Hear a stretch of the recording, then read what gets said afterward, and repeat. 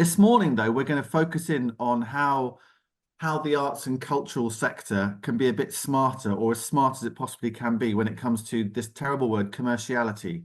So, in other words, how can you pull money in and stay very much a cultural and artistic great place? But actually, you've got to get money in to put bums on seats and to keep staff in jobs and to keep the lights being paid for. So we're going to hear from Gordon Morrison, who is in Paisley, not very far away from George, it transpires, who is the CEO of the Association for Cultural Enterprises. Of course, ACE, has another meaning as well, which is the Arts Council of England. But for today, for this morning, it's the Association for Cultural Enterprises. And Gordon's going to share some thoughts about his experience leading that organisation and where they're going as far as assisting and helping other places to think about that and focus on that. And we've got a lovely case study in Cumbria here. So Steph Byast from Wordsworth Grasmere she runs the visitor experience for Wordsworth Grasmere. And you may or may not be aware that just before Christmas, perhaps I think it was November, they opened an online shop, and it'll be interesting to see how that's going, and also the bigger picture of how Wordsworth Grasmere thinks beyond the obvious to try and pull in money for keeping things going. So we're going to hear from Steph as well. So that's the plan for this morning. And also Kate's got a couple of thoughts, Kate Brundrett, about what's going on in Studio Moorland and nice things there. So we're going to hear from her too. So that is the plan for this morning. But first of all, I thought I'd invite Kate Parry, who is the chair of the Cumbrian Arts and Culture Network. I almost forgot what we were for a second then. To perhaps just share a few thoughts and look ahead for this year. So Kate, over to you. Thank you. Nice to see everybody. Happy New Year. Thanks for joining us. So this year is partly about continuing some of the things that we've established already. There'll be more of our regular meetups. There was one last night, in fact, for musicians, which I believe was a really good evening. There'll be more of those. There's another one for writers on Monday, if anybody's interested. And you can get details of that sort of thing on the events page of our website. There'll be visual arts meetups. Please pause there, Kate. Sorry. Amy, Yes. I think, was at that very briefly last night. Amy, just give us 30 seconds on what happened at the writers meetup. Sorry, the music meetup last night. Yeah, it was music last night. It's a smallish group of about 10, 11 people, which actually felt about right. And we were trying to, not we, I was sort of listening, facilitated very well by Dave Camlin, Gilly Jarman. And Dave led everyone through a bit of a problem solving exercise. So, there's lots of issues to do with working in Cumbria in creative field, but it's nice to try and think, how can we solve some of those problems? And he guided everyone through this exercise. And it was just really nice. We keep all of that within those groups. It's all sort of, won't be shared, the details of anything like that, but it was just a really nice way to look at how to solve some problems, which is a nice positive spin on it. Great. The next sessions along those lines will be for visual artists, and we're going to do some in-person sessions dotted around the county for visual artists, because they have met online at several times, and that felt like the next natural thing to do.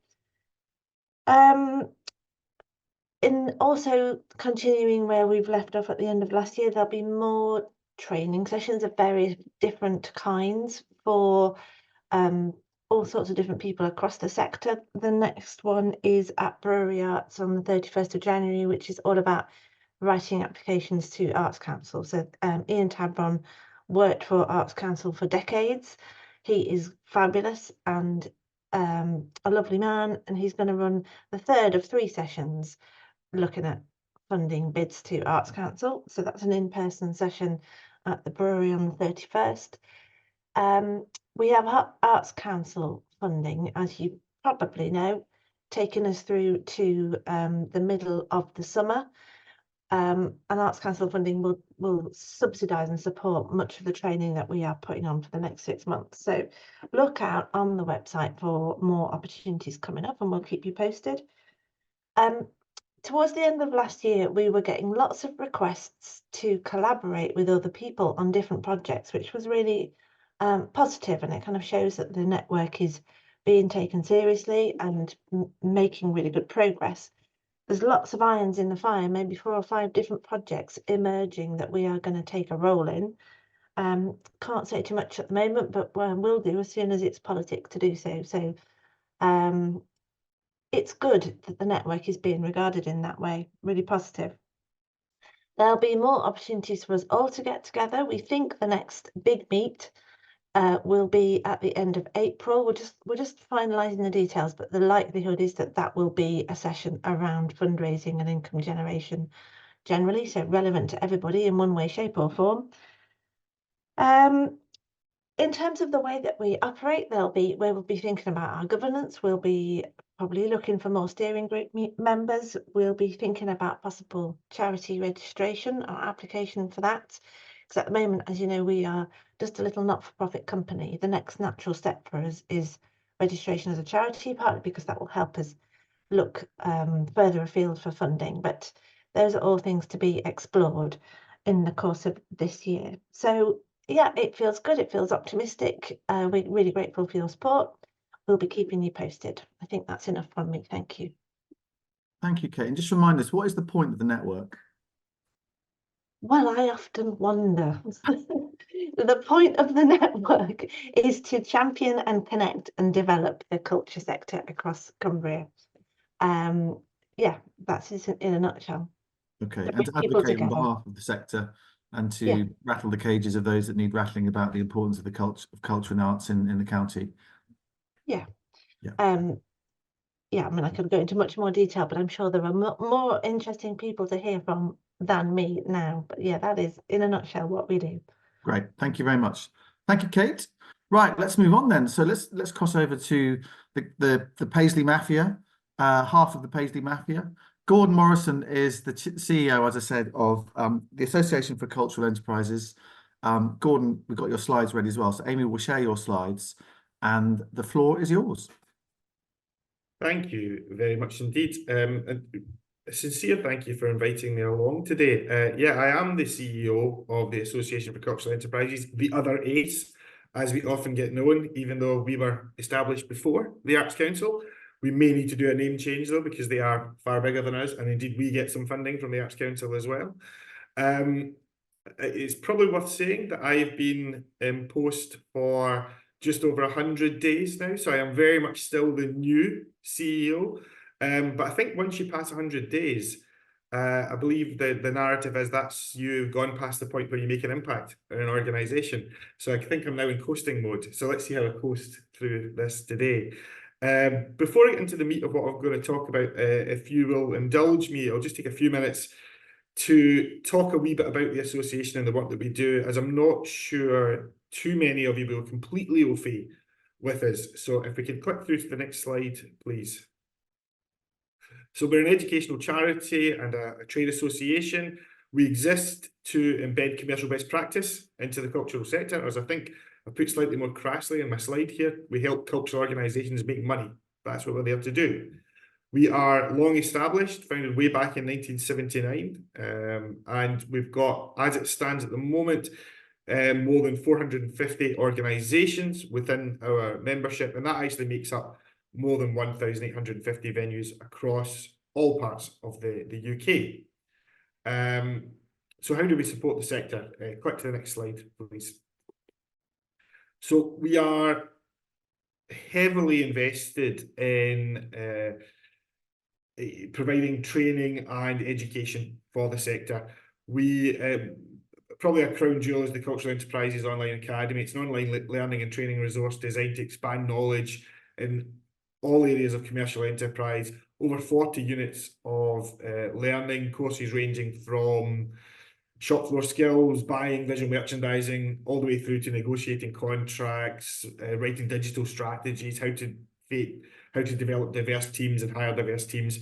And access to that academy is completely free for all our members of the association, and all courses are CPD accredited as well. So it's a really good learning resource. We've also got a very extensive training and events programme, which contain a mixture of free and paid for training events, including study days, masterclasses, mentoring programmes. On average, we run about 4 training events a month on everything from finance for non-finance managers through to how to use PR to reach new audiences. Essentially, if there's a topic that involves cultural organisations maximising income streams, or servicing their audiences better, or developing new income streams, you will see that we will run an event, a masterclass, or a course on that. And just quickly on top of that, we also run a very substantial 2-day conference and trade show in March, but I might pitch that to you later. I won't do that just now. We've also got a podcast, the Arts and Culture podcast. It's a new podcast that we've started that's been designed to provide further inspiration and illumination on cultural enterprises. And we also run the Cultural Enterprises Awards, which shine a light on best practice from across commercial activities within the sector. And then just very quickly, we've also got a job service where we highlight available opportunities within the cultural sector. And we are the driving force behind a major consumer campaign, Museum Shop Sunday, which some of you may be aware of. It's really an antidote to Black Friday in many ways. It promotes all the unique, locally sourced products that you can buy in cultural venues. And we run that just after Black Friday. And finally, we've also just launched a prize fund, Seeds of Change, £10,000 prize fund, that we have created to encourage cultural organisations to incorporate sustainable practices into their income generating options. You can find lots more information on all of that on our website if you're so interested. But that's not really why I'm here today. But I thought it was worth giving you that overview. In a nutshell, we're here to inform, educate, and inspire. And hopefully, I'll do a wee bit of those things this morning as well. I suppose I'm kind of here, the way I've looked at it, I'm here to give a sort of temperature check of where the sector is at just now. So click through to the next slide, please. Ah, yes, a temperature check. Don't we all look fondly back to days when we had to do things like this as we walked into cultural venues? No, we definitely don't, do we? I've had a look at the data that we've got within our association. I've had a chat to colleagues at fellow associations, the likes of the Association of Independent Museums, ALVA, and others, and I've been talking to members across the country, and I suppose what I'm going to try and do for you this morning is decide whether the sector is looking gloomy, depressed, whether it's buoyant, or whether it's somewhere in between as we look ahead to 2024.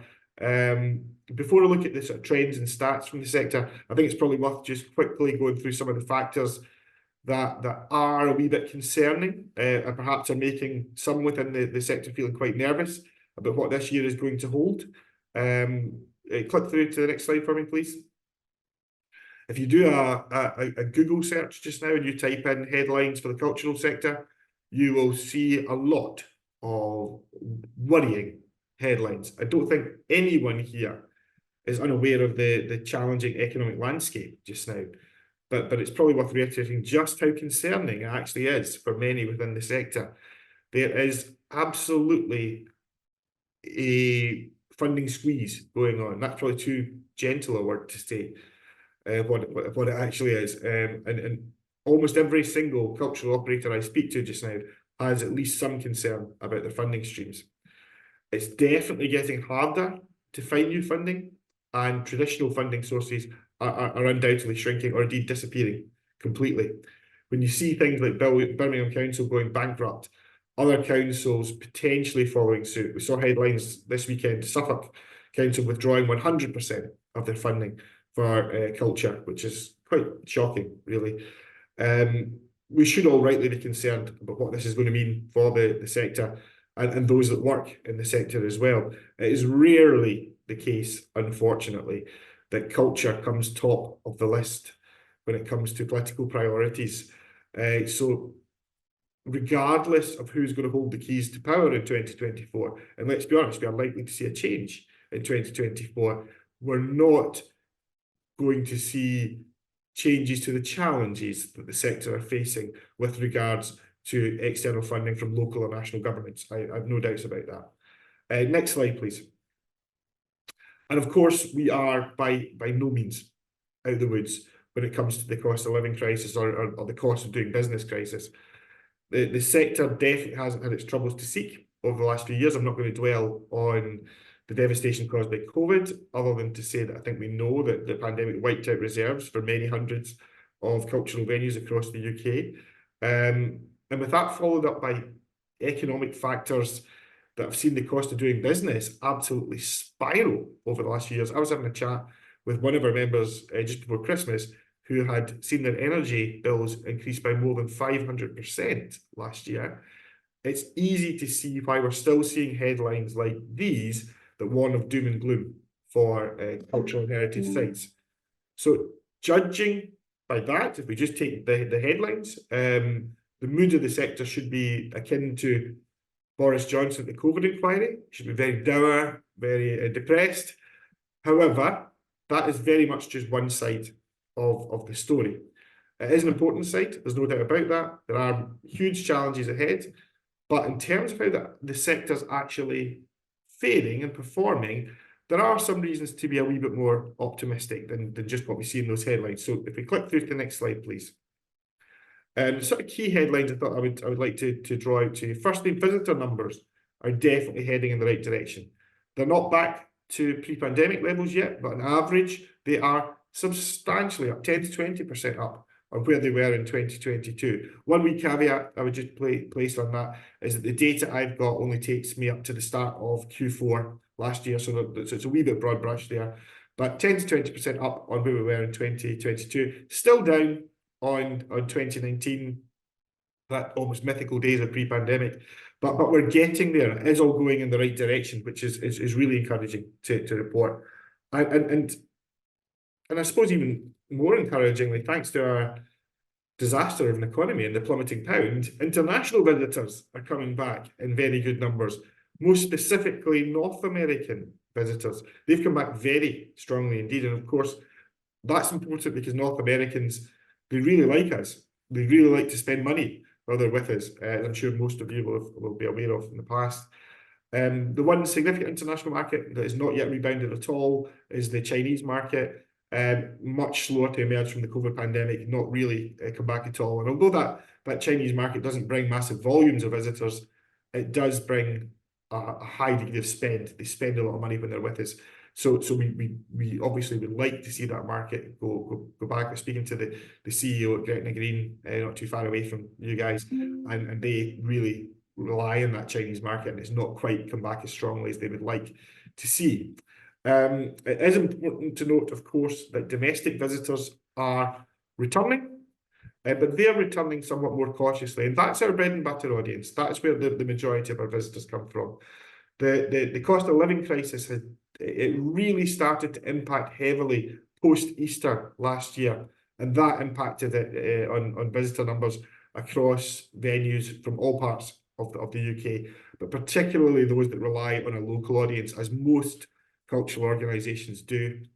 Encouragingly though, spend per head, spend per visit is up. I'll speak a wee bit more about that in the next slide, but the reasons for this include, well, the obvious one around inflationary rises resulting in higher prices, that's higher spend, but also the aforementioned healthy return of North American and other international visitors. They're more likely to spend more than their domestic counterparts. But there's one other thing I think is really important to add in here. Post-pandemic, through advances in technology and also through a re-examination of the visitor experience, we have seen cultural organisations be able to offer a somewhat more personalised, more tailored visitor experience in many instances.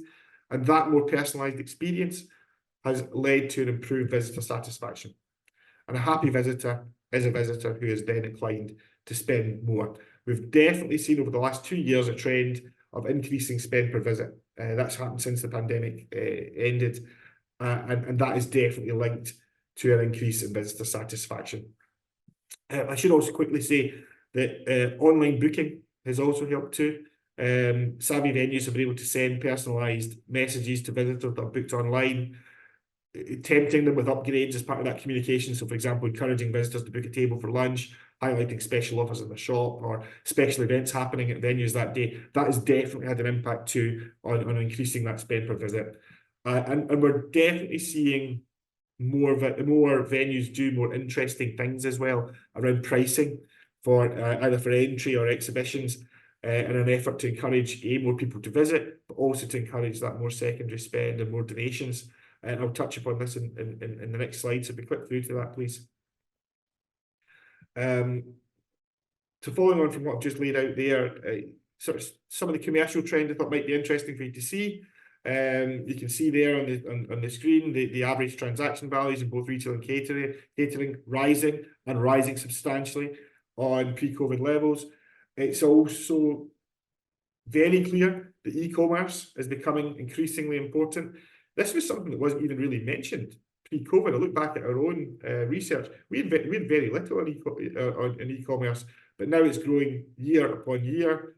Average order value of £28.33 from across ACE members in 2022. Conversion rate of 1.4, which is a decent conversion rate, but it's somewhat behind the UK average, which is 1.88%. So there's more scope for growth there, and that's something that my association is seeking to provide more support and guidance for cultural operators in 2024, because it's going to continue to grow.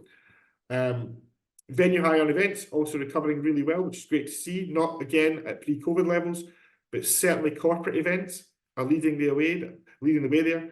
An average of 34 corporate events per member organisation of ours in 2022. More and more private sector businesses keen to host corporate events in cultural venues, which is great to see, rather than perhaps in the more staid hotel environment, whatever it might be.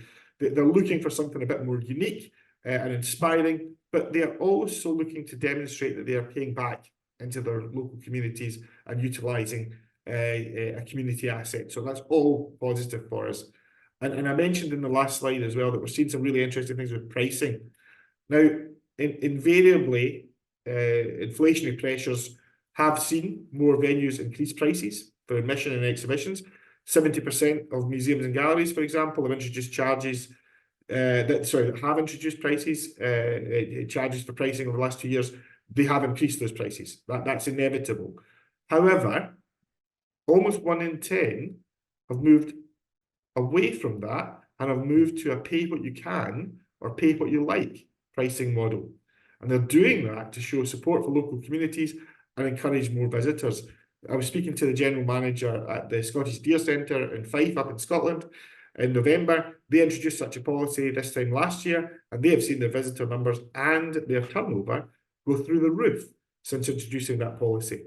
It's also seen a change in their audience demographic as well, bringing in lots more people from the local community and a lot more people from socially deprived backgrounds, which is encouraging to see.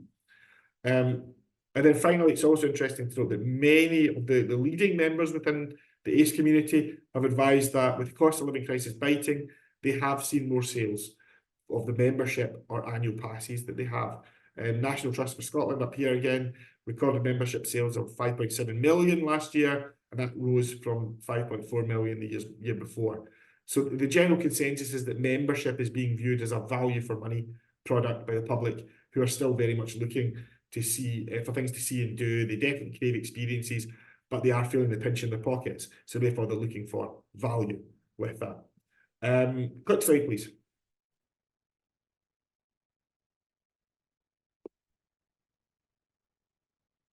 Thank you very much.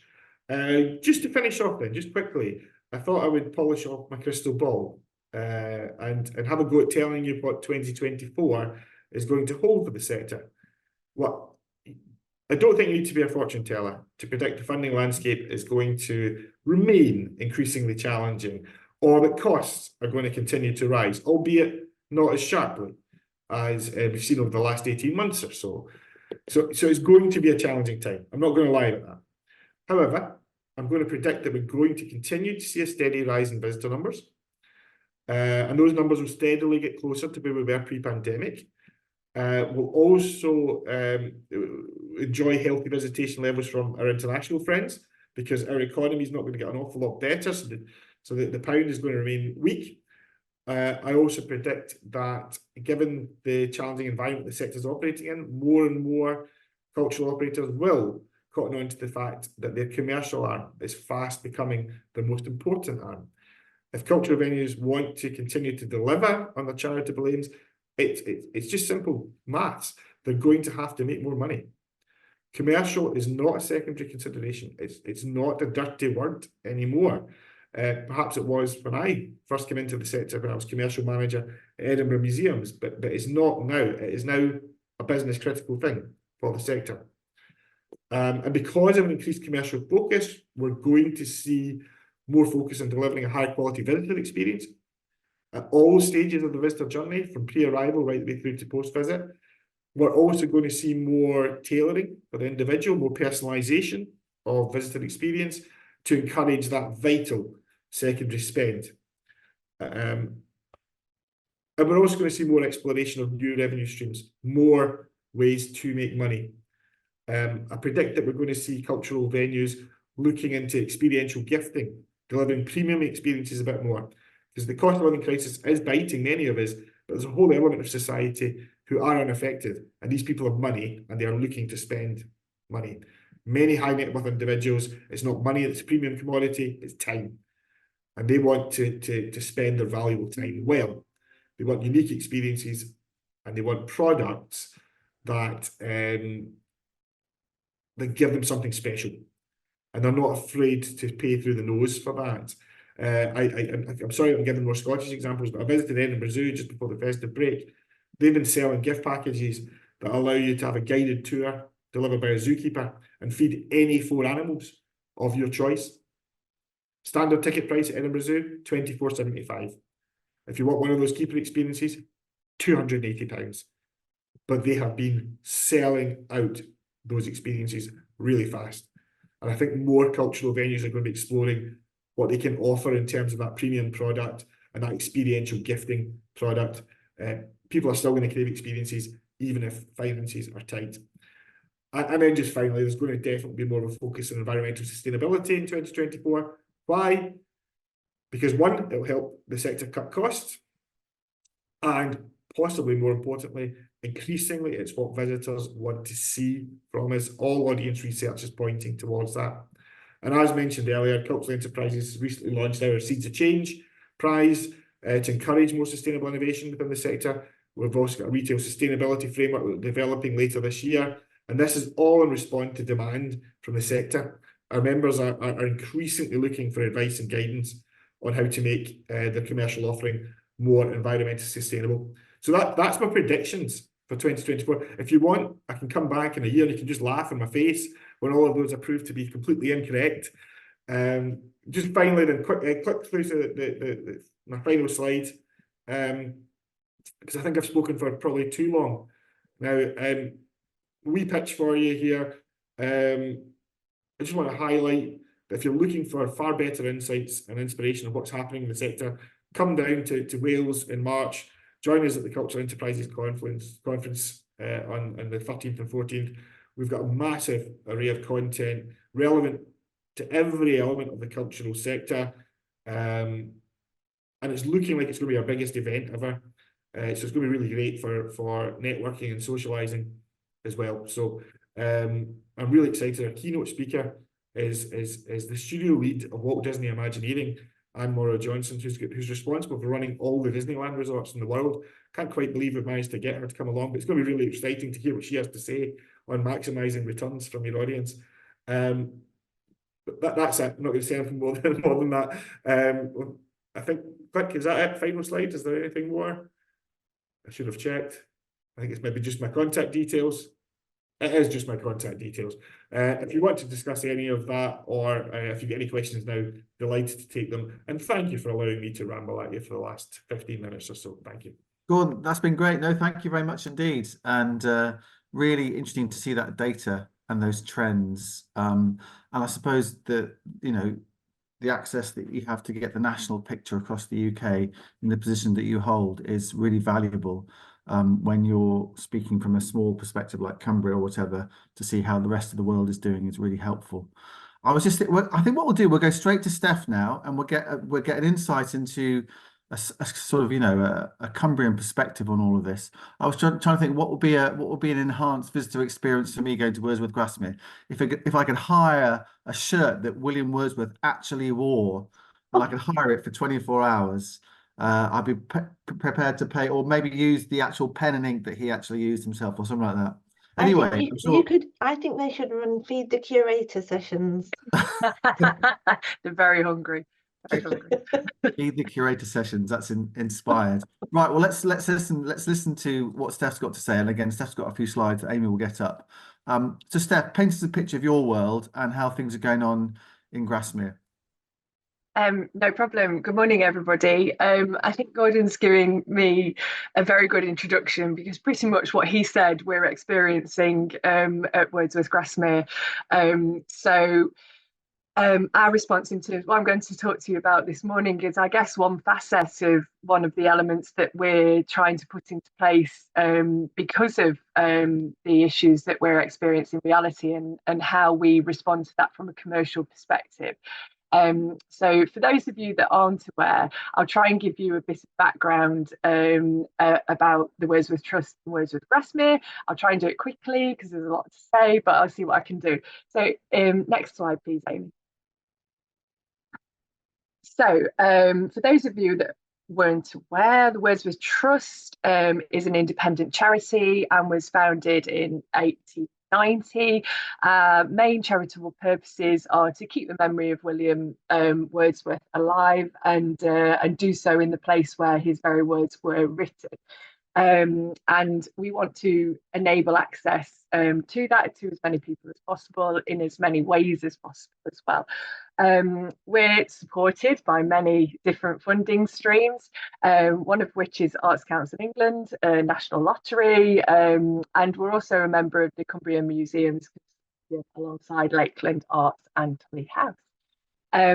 Next slide.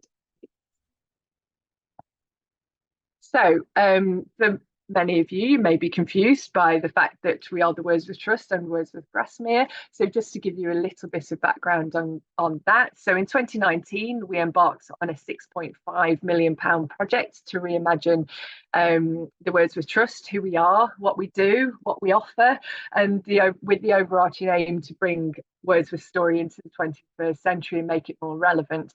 Prior to that, we were experiencing, so this is even prior to the pandemic, if you can imagine, we were experiencing dropping visitor numbers, and this pandemic certainly hasn't helped that. So the project was there to try and reimagine the whole story, bring it, modernize it, and bring it back to life. Included in this was a rebranding exercise, and our new name and logo, which is what you can see there, Wordsworth Grasmere, hopefully reflects this transformation. So what we hope is that the name embodies who we are and what we stand for, anchoring us in the place that had this real significant impact on Wordsworth's writing.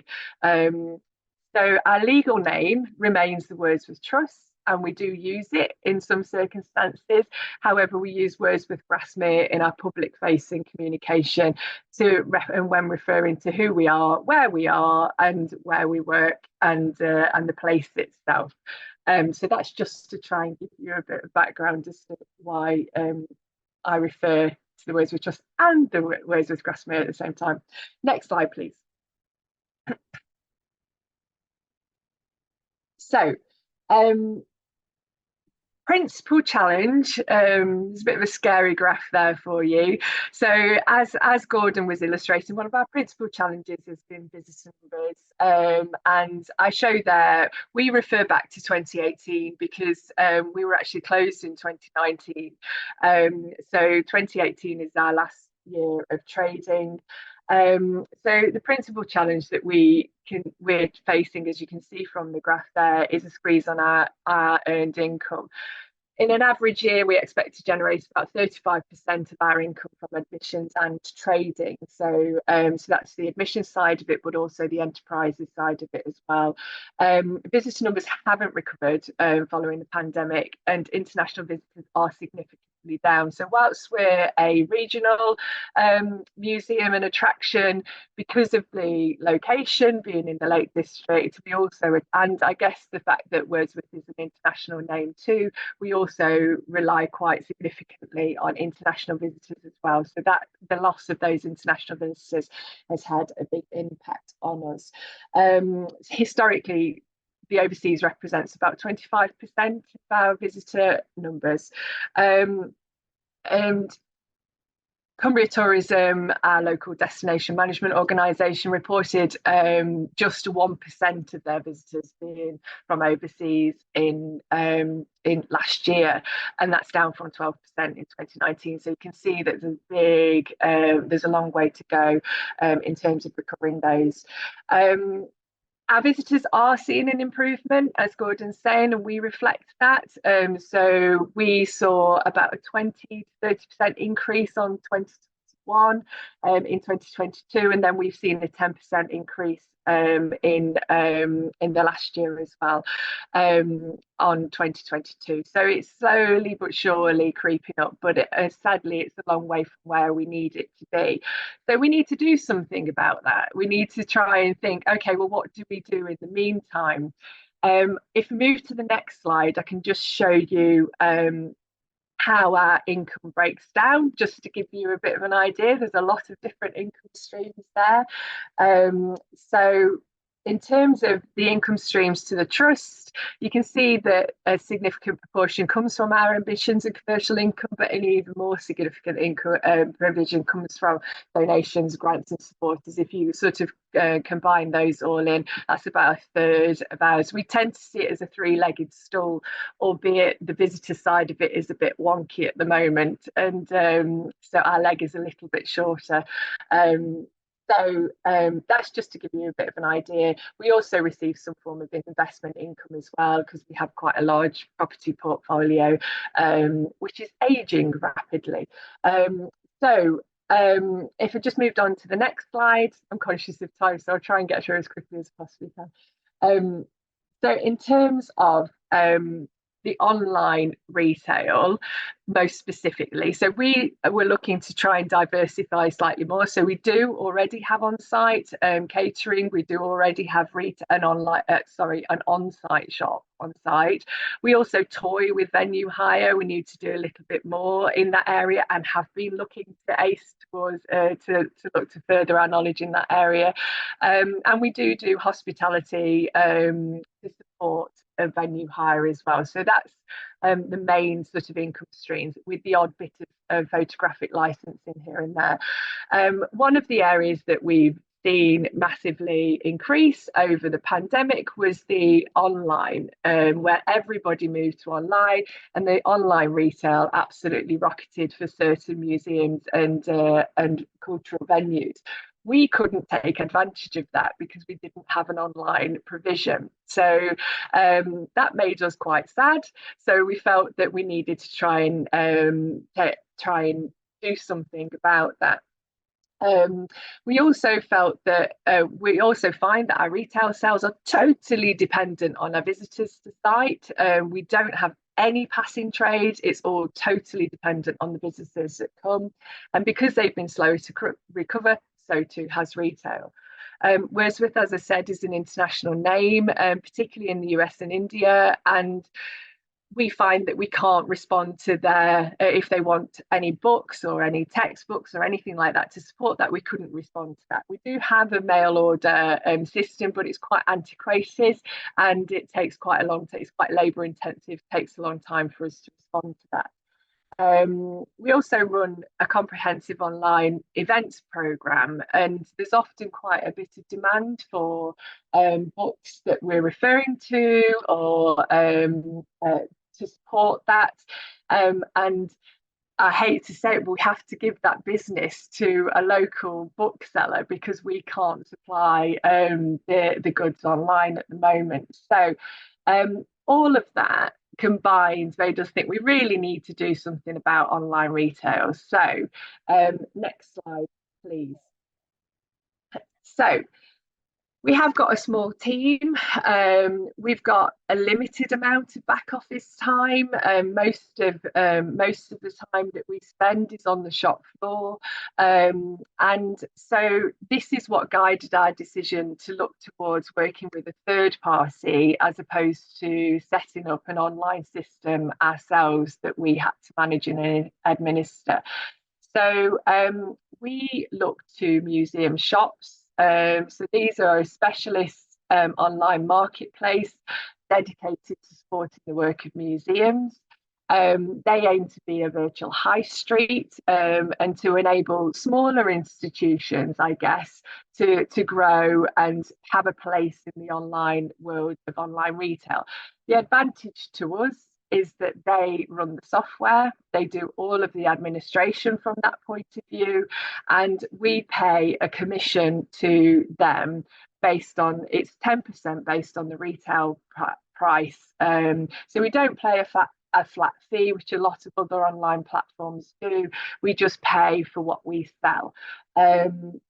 We did speak to other museums about this, who had already worked with museum shops, to see what their feedback would be, and we had overwhelmingly good positive feedback. So we thought, okay, well, this hopefully is an easier way to get into the online marketplace.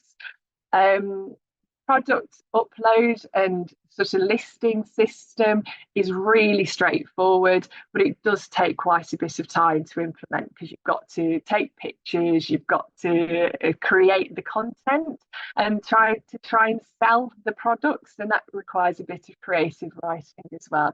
And I'd really recommend a good camera for taking pictures, because that's so important, as we have discovered. So let me just think, we do also have the advantage of, if anything happens to the system or the software, or if it goes down, then it's not our responsibility to fix it, which is really important.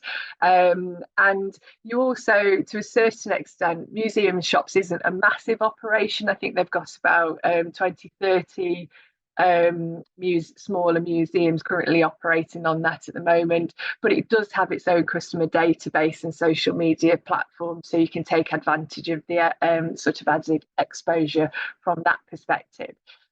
Next slide, please. So this is our shop front, which is accessed via a link from our website homepage. As you can see from the URL, it's hosted by museum shops, but you can customize and brand the shop front to a certain extent, so that the user experience, the customer experience, appears as integrated as you possibly can do. We've got one person responsible for overseeing the system and distributing the orders, but others are trained to do so in case of absences. But it probably accounts, realistically, it probably accounts for about half a day a week of this person's time, if that, but that does vary as time, that may vary as time goes on. We try really, where possible, to reuse packaging materials. So we get a lot of packaging materials in, so we reuse that for distribution of the products, but we've also created a little label explaining that that's what we do and why we do it, which we pop on. In terms of products, we prioritised our best sellers from the on-site shop, but we are aware that what sells in person doesn't necessarily translate online. So we're aware of that and we're monitoring it, but that was the best thing that we had to go on. But also having a look at what other museums and other places sell, and also what's easy to distribute as well, and what will fit in packaging and what won't break too. So in total, we've got about 38 products. They're all from the on-site shop, so we have nothing that's dedicated to online at the moment. Generally books, we've got 20 books plus stationery gifts, and we also sell a gift admissions card now, which we created just before Christmas. Initially, we marketed the shop to our existing audiences through newsletters and social media. We also created a bookmark, which with a QR code, which we can add to the visitor's bag, pop into the, when they visit on site or when they purchase something on site as well. Next slide. So the results thus far, I guess, we've only been operating for about 2 months, so I can't really give you any amazing, it's not the absolute panacea to solve all problems. However, we have done some international sales. We don't sell to Europe. There are issues with posting and things to Europe at the moment, which we thought we didn't really want to get into. we've averaged about 5 orders a week, and our average order value, it's a lot less than the one that Gordon put through, but I think that's reflective of the price of the value of the items that we sell. So it's £14.92. Our average conversion rate is 1.96, so that's a bit higher than the average, which is good. So we're seeing that those that go on to it want to purchase from us. The most popular item that we're seeing is a poetry portfolio, which won the Michael Marks Environmental Poet of the Year prize, and they almost flew off the shelves over the Christmas period. But what did happen, because it's only worth £5 in terms of retail value, but what did happen is there were link sales to that as well. So our average sales per order is 2. So people always buy something else when they purchase from us.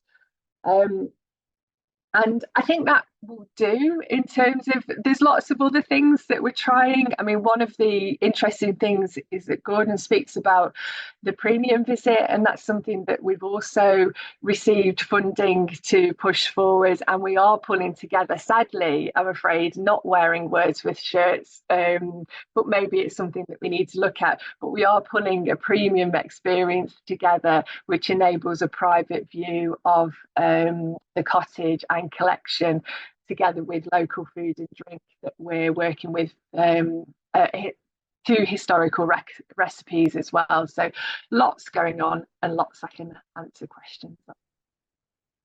Thanks very much.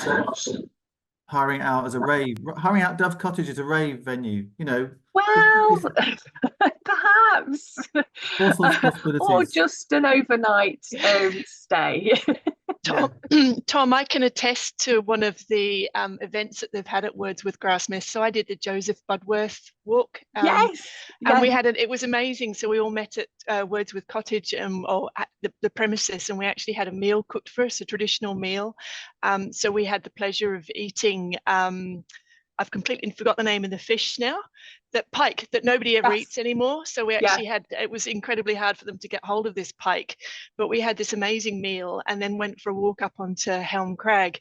And to be honest, I can't remember how much I paid, but it wasn't a lot, but it could definitely be a premium package, because in fact, if people wanted to go and climb to the top, like literally to the top of Helm Crag, they could do. I don't know if that would be always available, but they did have a climbing team with us, so if you wanted to do that. But for me, to be honest, the highlight was the meal beforehand, cooked in a traditional way, and served on the premises, and then this lovely walk out with 2 actors, actually, so 2 members of staff, dressed as the actors, and giving us lines at various key points along the route. So that for me was a really premium experience that I really enjoyed. So that sounds brilliant. Great feedback. Thank you, Rachel. Thank you. Sue's got her hand up very politely. I was responsible for getting that pike. It was my friend John Crouch who was cooking the meal, a chef who does lots of traditional food, and he said to me, I can't get pike. And I said, I know the very man who will be able to, who teaches fishing courses. So I was able, and he got it. That's how he got the pike. That's fantastic. So maybe part of the offer, Steph, is a pike fishing course. Yes. Then to eat it, and then you go up to the top of the mountain. Then bring it back to the cottage, prepare it. But it's fascinating how, the most creative ideas can sometimes be the ones that people actually go for, and if you can find that premium money to be spent, that's the thing. That's been fascinating, and thank you for the insight into sort of how it's going, Steph, as well. Do you have a sense of, you're going to give it 6 months or a year and then kind of review it, or are you online shopping forever now? I think it's something that we will build on. It's something that we've toyed with a lot in the past for various reasons, but I have to say it's a fairly easy thing to do, touch wood, and it doesn't take a lot of time. Perhaps that's partly because we're working with museum shops on it, but it's just something that we've been able to do as an added thing. So it's not going to be our primary source of income, but it's helpful. For instance, we've been closed for 3 weeks over the Christmas period, yet we've still continued to receive sales, which we wouldn't have done normally. So those kind of things are really useful. So we will review it when we continually review it at the moment, but it might be the case that we take it in-house rather than using another platform. And that, I think that's possibly the way that we will go. Yeah. And Amy, thanks for putting that link in for Prism based in Carlisle. Also got an online shop too. I'm just conscious of time. Gordon, just coming back to you. So, 3 top tips for people that have to think about these things working in the sector in Cumbria. Well, I'll take Steph's lead here, because I think that what they have done with their online shop, that is the right way to do it. There are platforms out there like Museum Shop and Shopify, things like that, that take a lot of the hassle out of setting it up and are very low cost in terms of setting it up. I'm not saying it's completely resource light, but however, it doesn't cost much. I think, am I right in saying Museum Shop, they just take a commission, they don't charge anything, is that right? They literally take a commission. Yeah, it's 10%, but it's 10% of the retail sale.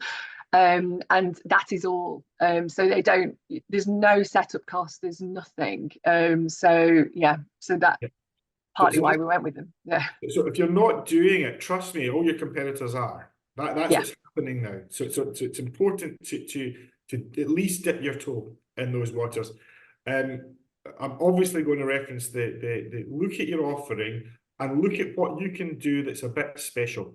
Look at what everyone can do something a bit special. I remember when I was commercial manager at Edinburgh Museums, one of my venues was the Scott Monument, and we'd never thought of doing anything special with it in the past. And then a client approached us and said, "Oh, we'd like to use your top of the tower for a drinks reception. Can we do that?" It cost us buttons to do it, because all we provided them with was champagne and canopies and a member of staff, and they paid more than 10 grand to do it. So there are definitely ways to maximise that potential there. And then the final thing I'm going to say is if you focus on your visitor experience and ensure that you're delivering the best experience you can, focus on your teams, focus on your training, focus on your staff, hand in glove with that, absolutely every piece of evidence shows that leads to increased visitor spend. Satisfaction and spend are absolutely linked together. So those are probably the 3 very basic tips that I'll give Tom. Thank you very much. That's great, Gordon. And thank you very much, Steph, for that too. It's been really interesting and lots of food for thought in these challenging times. And you're absolutely right to see those headlines. They seem to be coming thick and fast across the country. Suffolk was another one I remember reading last week, where they've said they're going to cut the cultural budget. Right, before we finish, speaking of special places, Studio Moorland is a lovely place with a very nice cafe on its doorstep, if I remember rightly as well. Kate Brundritt runs it. Kate, a couple of housekeeping bits from you. Off you go. Yeah, brilliant. Thanks very much for the space. We also do very good coffee here as well, don't you know? Yeah, just a couple of things which is great that are happening in the next couple of months. We've got a Creative Thinkers programme, which has been 8 talks funded by the local council to bring creative thinkers to the studio. They're free. Some of them are artists, some of them are not. So I'm really excited that we've got upcoming Trevor Avery, who some of you may know. He used to be, like 20 years ago, the arts officer at the brewery, and that's how I met him. But he's probably famous for setting up the Holocaust Memorial Project. He'll be talking a bit about that, but he's also an artist, and he'll be talking about his creative approach to life in general. We've got the delightful Rosie Galloway-Smith, who I'm sure most of you will know. He'll come do a pop-up exhibition. And Andy Airy from the 3 Dads Walking campaign, which is all about suicide prevention. And there's loads of crossovers there with mental health and, surviving in a crazy world. So I'm quite pleased about those. Tuesday Open Space, love to tell you about, which is the Tuesday afternoons in February and March. January, February, March, come and use the space as a freelancers hot desking space. We're encouraging people to come and use the space. We've got a little bit of funding for a couple of months to run that for free, hopefully get it going, and then it'll become more of a thing after that. And business hire at the studio for businesses and corporate away days and training and all of that kind of stuff. I will put links in the chat, and it's 10:29. Excellent, Kate. Good timekeeping, good consciousness and awareness of the time. Thank you. Thank you very much to everybody who's spoken this morning, to Gordon and to Steph in particular. Again, I said lots of food for thought there. Gordon's contacts are in chat, and Steph is at Wordsworth Grasmere, which probably you've all visited before. So that's how to get hold of them for the future. Next week, I'm just getting the program up and running for this year. But next week, we're going to just see what's going on at Tully House. Project Tully has taken off, or is in the middle of being ramped up. You'll know that Tully House is shut for the next 6 months in Carlisle as various bits and bobs go there. So we'll find out what's going on there and what the big plan is there. Again, really important part of the Cumbrian cultural landscape, I always think, Tully House. So we'll see what's going on there. Plus a couple of other things still to be decided as well. But thank you for your time this morning. Really nice to see everybody, and hopefully catch you again soon.